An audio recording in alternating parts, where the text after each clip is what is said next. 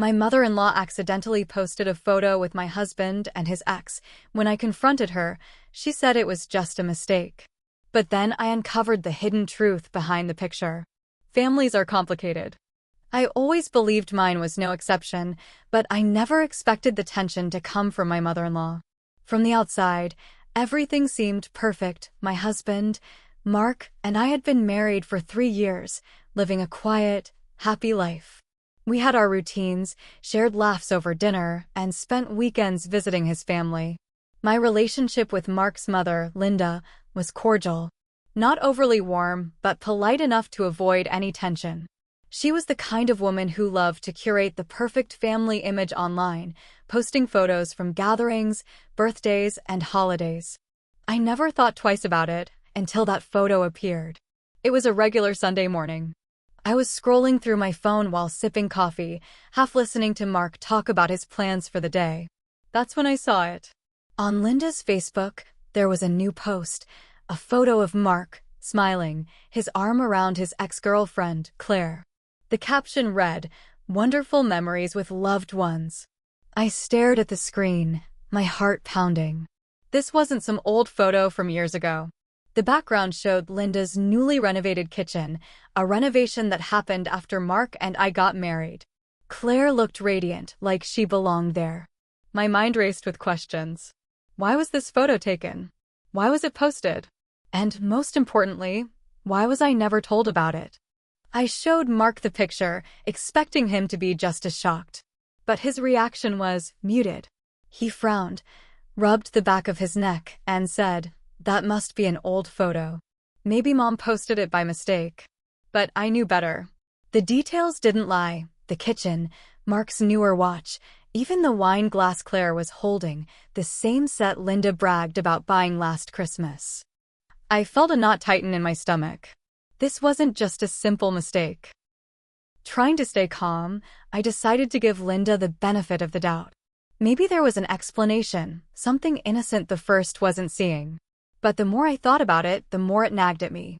Linda had never fully warmed up to me, always making subtle comparisons to Claire, mentioning her name in passing, praising how sweet and charming she used to be. At family dinners, she'd sometimes slip up and call me by Claire's name, brushing it off with a laugh. I had always chalked it up to harmless nostalgia. But now, it felt like something more. I spent the day trying to shake off the unease, but every time I glanced at my phone, the photos stared back at me, mocking my attempts to stay rational. The post had likes and comments from family members, some saying things like, "Such a beautiful couple." Others dropped heart emojis, oblivious to the implications. I felt invisible, as if my place in Mark's life was being rewritten, one photo at a time. That evening, as Mark and I sat on the couch, I brought it up again. "Mark, this isn't just some old picture. Look at the details. It's recent. Why would your mom post this?"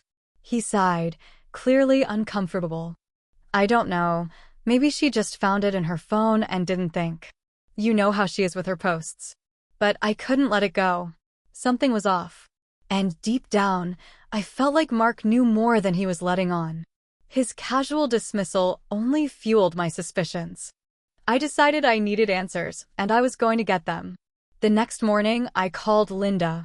My heart was racing as the phone rang. When she picked up, her voice was as cheerful as ever. "Hi, sweetheart. How are you?" I cut straight to the point. "Linda, I saw the photo you posted yesterday, the one with Mark and Claire." There was a brief pause, just long enough to notice. Then she chuckled lightly. "Oh, that? Silly me. I must have uploaded the wrong picture. You know how these phones can be. I'll take it down right away." Her tone was breezy, dismissive, as if it was nothing more than a harmless accident. But her quick response, the ease with which she brushed it off, only made my suspicions grow. It felt rehearsed, like she had an answer ready. "Linda," I pressed, "when was that photo taken?" Another pause. "Oh, I don't remember exactly. Must have been a while ago." "Don't worry about it, dear. It was just a mistake." But I did worry. I knew that photo wasn't old. And now, Linda's vague answers and forced cheerfulness only deepened the pit in my stomach. I thanked her curtly and hung up, but I wasn't satisfied. There was something she wasn't telling me, and I could feel it in my bones. That night, I lay awake, replaying every interaction I'd ever had with Linda, every offhand comment, every subtle dig. I remembered a family barbecue where Claire's name came up, and Linda's eyes lit up in a way they never did when she talked about me. I remembered finding an old photo album in Linda's living room, with Claire's pictures still proudly displayed, even after all these years. I knew I couldn't let this go. I needed to find out the truth behind that picture, because it wasn't just a photo. It was a window into something deeper, something hidden. And I was going to uncover it no matter what. Little did I know, the truth would be far more complicated than I ever imagined. After my tense call with Linda, the rest of the day felt like I was moving through molasses. Every glance at Mark made my stomach twist tighter. His nonchalant attitude wasn't just annoying, it felt like a slap in the face. There was a photo of him and his ex in his mother's kitchen after we got married, and he was acting like I was overreacting. But I knew something was off. The pieces didn't add up, and I couldn't let it go. The following evening, as we sat quietly on the couch, I could feel the tension pulsing between us. I was done waiting for Mark to come clean. I turned off the TV and faced him. "Mark, we need to talk." He sighed, leaning back, already looking annoyed. "About what?" "You know exactly what." I kept my voice steady, but inside, I was boiling. "The photo. Your mom. Claire. Why are you pretending like this is nothing?" Mark rubbed his temples like I was giving him a headache. "I told you, it's not a big deal.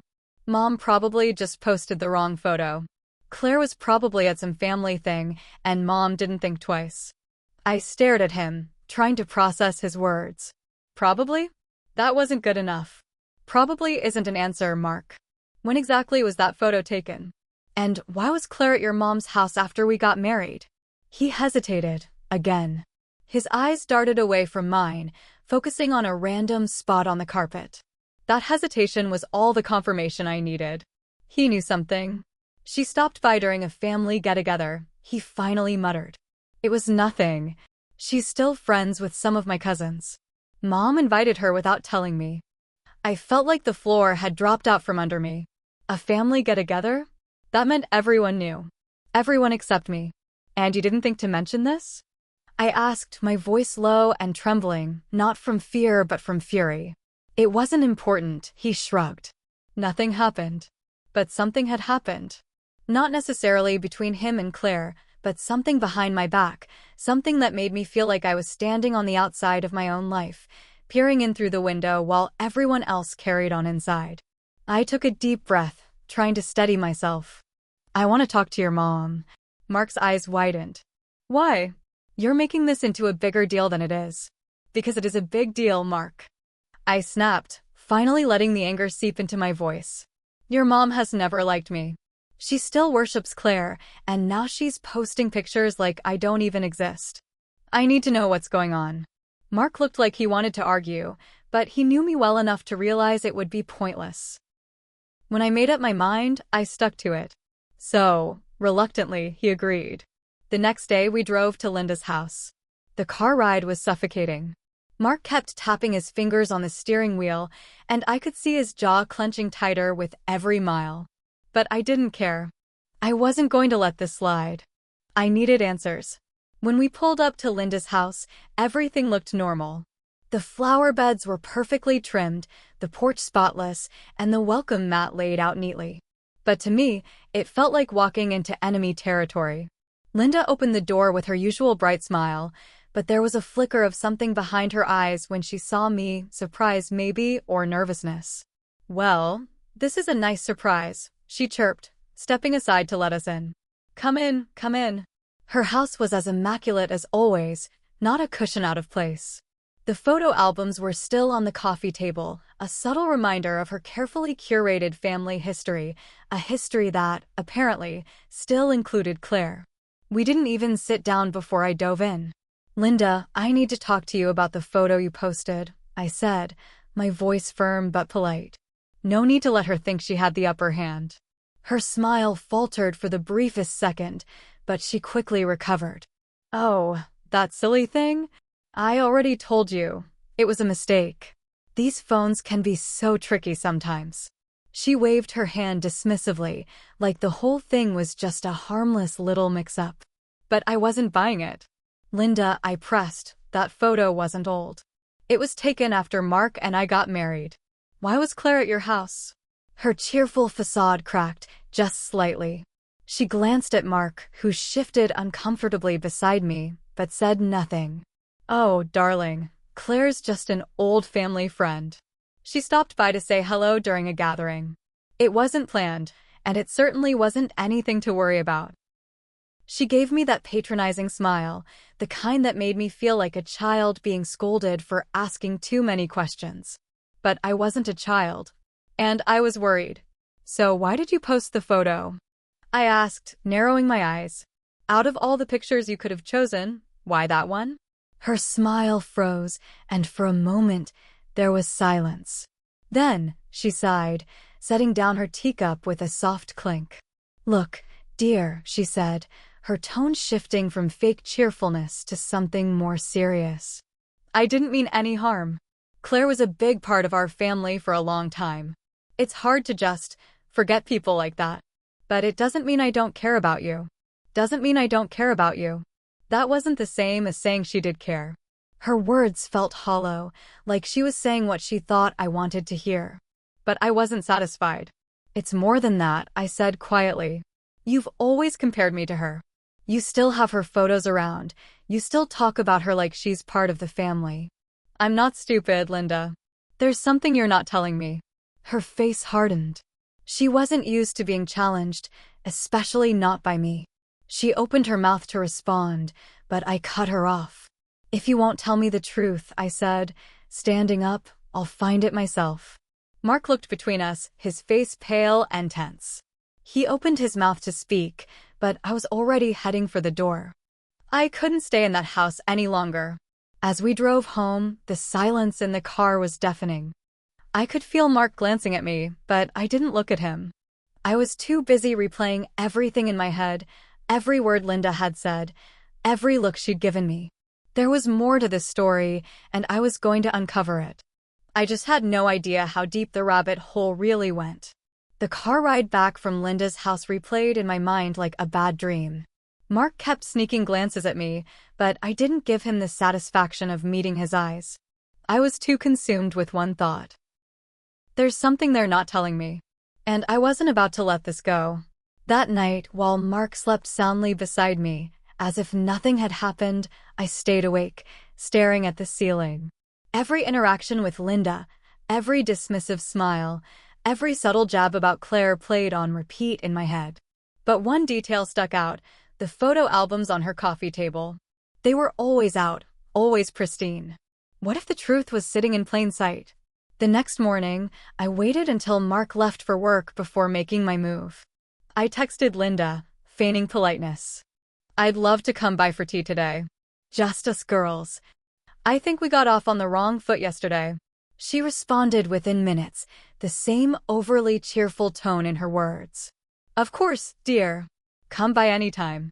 I arrived at her house determined, my polite facade masking the storm brewing underneath. She greeted me with her usual tight-lipped smile, ushering me into the living room. The photo album sat exactly where they'd been the day before. As we sipped tea, I pretended to make small talk, waiting for the right moment. Then, casually, I reached for one of the albums. You always have the best family photos, I said, flipping through the pages. Linda's smile faltered, just slightly. Oh, those old things? You've seen most of them before. Humor me, I replied, my fingers gliding over the plastic sleeves. And then I saw it, the photo. The one she posted. But it wasn't alone. There were more photos of Mark and Claire, laughing together, posing with family, looking far too comfortable for a casual drop-in. The dates scribbled in Linda's neat handwriting told me everything I needed to know. These weren't old photos. They were from after our wedding. I looked up at Linda, my heart pounding. You said Claire just stopped by. But these look like she was at more than one family event. Her mask slipped completely this time. She set down her teacup with a soft clink, her eyes narrowing. Claire has always been like family, she said quietly. You came along and everything changed. But some bonds aren't so easily broken. My stomach dropped. Are you saying Mark? Oh, don't be dramatic, she cut me off, waving her hand. Mark loves you. But Claire, she's always been special to us. I felt like the walls were closing in. I needed to hear it from Mark. I left Linda's house without another word, my hands shaking as I gripped the steering wheel. When Mark walked through the door that evening, I was ready. I laid the photo album on the kitchen table, open to the page with the damning photos. Explain this, I demanded, my voice cold and steady. His face went pale. For a moment, he said nothing, just stared at the photos as if seeing them for the first time. Then he sighed, running a hand through his hair. Claire showed up at a few family things. I didn't invite her, I swear. Mom did. I didn't want to upset her by making a scene, so I just went along with it. That doesn't explain why you didn't tell me, I shot back. Or why there are multiple photos of you two looking like the perfect couple. Mark hesitated, and that hesitation told me everything. Finally, he whispered, I didn't want to fight about it. I knew how you'd feel. You mean betrayed? I snapped. He didn't answer. That night, I packed a bag. I needed space, time to think. I couldn't stay in a marriage where secrets lingered in every shadow, where my mother-in-law still clung to the ghost of Mark's ex like I was just a placeholder. As I closed the door behind me, I realized the truth wasn't just about a photo. It was about trust, and once broken, it's nearly impossible to piece back together.